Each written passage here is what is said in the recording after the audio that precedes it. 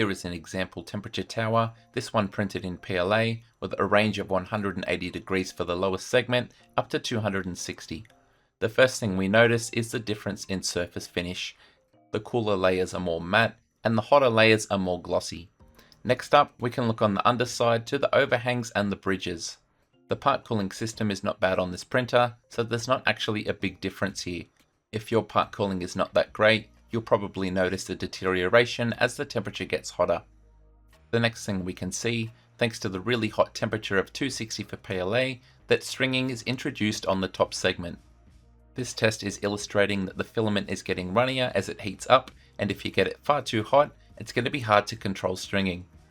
Finally, we have these little spikes that can be used to determine layer strength. We can see at 180 it's quite brittle, but it gets quite a lot stronger at 200. 220 is stronger again, but by the time we get to 240 and 260, the part cooling couldn't keep up with these little spikes, and the extrusion is a mess, so the spike isn't formed properly and it becomes quite weak.